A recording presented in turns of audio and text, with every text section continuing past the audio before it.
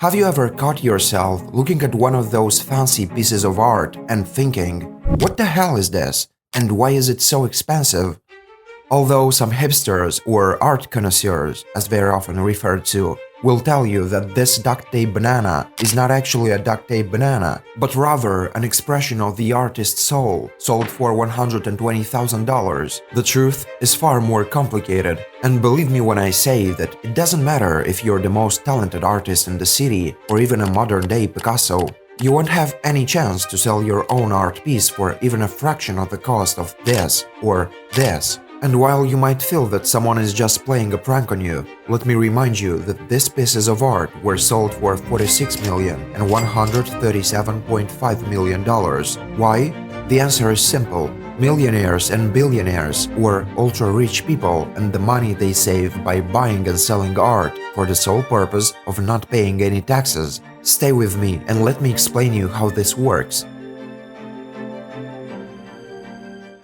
In 2021, the value of all transactions in the worldwide art market reached $65.1 billion. Even so, the high-end art market remains one of the most manipulated in the world. Most of this money is spent by very wealthy individuals who do not agree with the idea of sharing their wealth with the government by paying taxes. So instead of going back and forth with the complicated money laundering schemes, they just do it through art. Nice and smooth. Leonardo Salvatore Mundi selling here at Christie's. $400 million is the bid, and the piece is sold. It's worth noting that not ultra-rich individuals use their fine art collections as a means of avoiding taxes. Some simply enjoy collecting art as a hobby and have no intention of using it for tax avoidance purposes. But we are not talking about them today.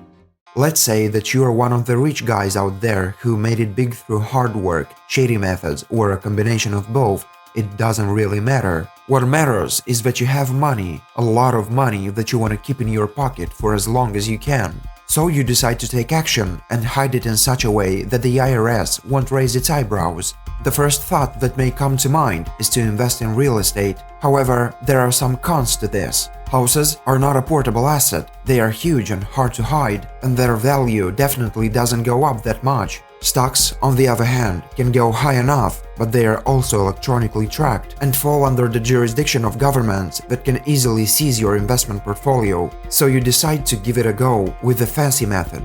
The first step is to buy a recognizable piece of art, and immediately you run into a problem, because you can't. You see, even if you are rich and have a ton of money, you cannot simply walk in and buy an expensive painting from a gallery, because you are still a nobody in the fine art community. The gallery owners only sell to other wealthy collectors and famous personalities, because if they sell to only a chosen few, then they can enhance their brand's prestige and exclusivity, or more simply, increase sales prices. It works much like a private group or secret club where only the chosen ones get in. So now that you've realized that you can't buy art, you decide to create your own.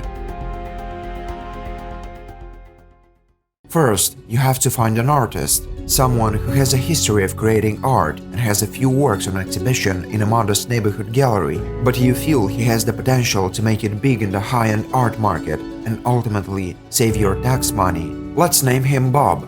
So you spend a few pennies and buy some of Bob's art.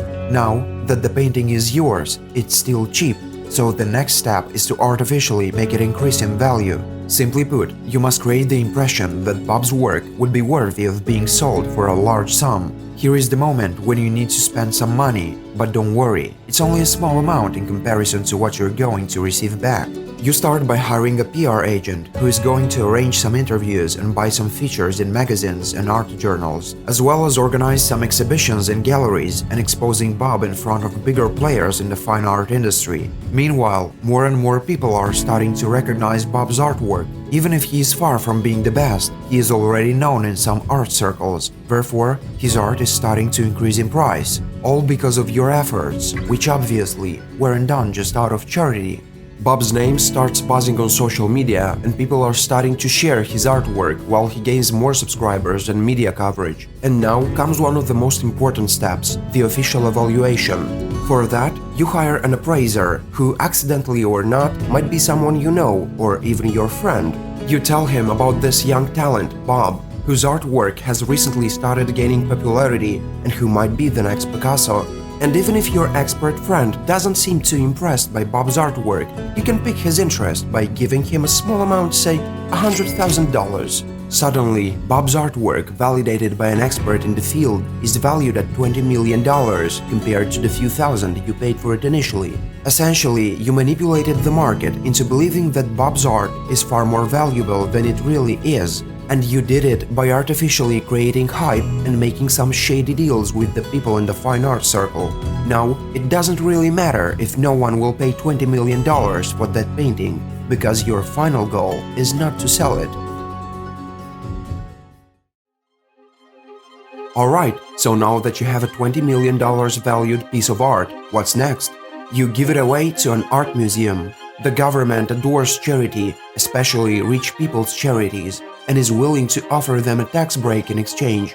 That way, you not only save up to $20 million a year in taxes, but also get to pass as a philanthropist in the media, which increases your reputation significantly. Now that your scam is complete, you're ready to repeat it every year in order to reduce your taxes to $0. Was Bob able to pull that off by himself? Never. Would you have been able to do it if you weren't already rich and didn't have friends in the industry? Absolutely not. But let's see the other side of the coin. Imagine you are a wealthy guy who just wants to buy the $20 million artwork. No scam, no tax evasion, only genuine love for art. Well, in that case, you will have to pay the sales tax when you buy the painting, but you don't want to do it at all. So what you're going to do is store the painting in a Freeport right after you buy it. By doing it, you avoid paying both sales and use taxes, because a Freeport is basically a huge warehouse that sort of isn't in any country. It allows you to store anything from extremely expensive paintings to highly exotic cars completely anonymously. Even though you can't hang your picture on the wall, fine art usually appreciates in value, so it can serve as an investment, and after a while, you can sell it to someone else directly from the Freeport. Geneva Freeport is the oldest and largest Freeport facility, as well as the one with the most artworks, with 40% of its collection valued at $100 billion. $100 billion of fine art that no one can see, not even the government.